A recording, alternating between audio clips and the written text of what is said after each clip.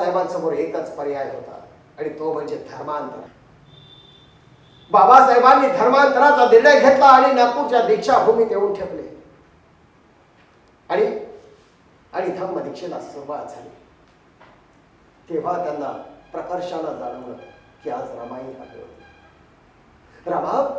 रमा तू आज हवी होती. या कठीण निर्णयावर ठाम होताना आज तुझी आठवण येते. रमा तूच म्हणाली होतीस ना की मला पंढरीत जाऊन माऊलींचं दर्शन घ्यायचंय म्हणून. तेव्हा मी तुला दिलेला शब्द आज सत्यात उतरवतोय रमा, सत्यात उतरवतोय. अगं बघ मी माझी स्वतःची पंढरी निर्माण करतोय, जी पंढरी या देशातल्या प्रत्येक गुलामाला, प्रत्येक माणसाला अंधारातून प्रकाशाकडे नेईल.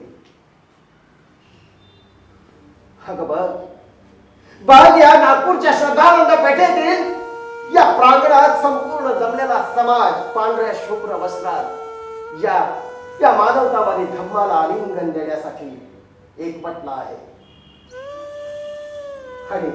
आणि गातोय मानवतेचा मंत्र. बुद्धं शरणं गच्छामि, धम्मं शरणं गच्छामि, संघं शरणं गच्छामि. बाबासाहेब आंबेडकरांनी धम्म दीक्षा घेतली आणि तोच दिवस भारतातील अस्पृश्यांच्या गुलामीचा अंतिम दिवस ठरला. आता बाबासाहेबांची तब्येत त्यांना साथ देत नव्हती. बाबासाहेब मानसिक दृष्ट्या नव्हे तर शारीरिक दृष्ट्या थकलेले, पण तरी सुद्धा त्यांचे मित्र त्यांच्या डोळ्यासमोर कायम असायचे. त्यावेळी ते दिल्लीत होते. ती तारीख होती 5 डिसेंबर 1956. रात्रीचे 12 वाजले. घनघोर सन्नाटा आणि अशात मुंबई, नागपूर, कलकत्ता अशा अनेक शहरातून फोन खणाले.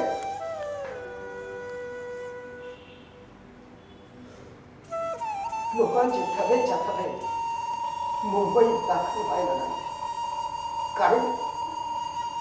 कारण पार्थिव शरीर मुंबईत आणलं गेलं होतं. एकीकडे अरबी समुद्र आणि दुसरीकडे जनमहासागर. प्रत्येक माणूस पुढे छाती ठोकत रडत होता. अरे कोण होती ती व्यक्ती जिच्यासाठी करोडो लोक अश्रू ढाळत होते?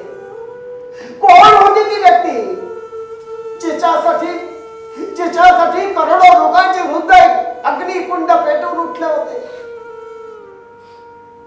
ती कोणती आग होती जी तो लावून गेला होता? ती आग होती संघर्षाची. ती आग होती असमानतेच्या ठिकऱ्या उडवून समानता प्रस्थापित करणारी. 14 गळ्याच्या पाण्याला लागलेली ती आग होती. मनुस्मृतीला बेचिराग करणारी ती आग होती. सर्व शाळा, कॉलेजेस, महाविद्यालय, कार्यालय स्मशानासारखे नसत. अरे ज्याला हातात लेखणी दिली, ज्याला जगण्याचा मार्ग दिला, ज्यानं समता प्रस्थापित केली, तो क्रांती सूर्य, तो दिनांचा नाद, तो प्रज्ञा सूर्य काळाच्या पडद्या आहाड गेला होता. काळाच्या पडद्या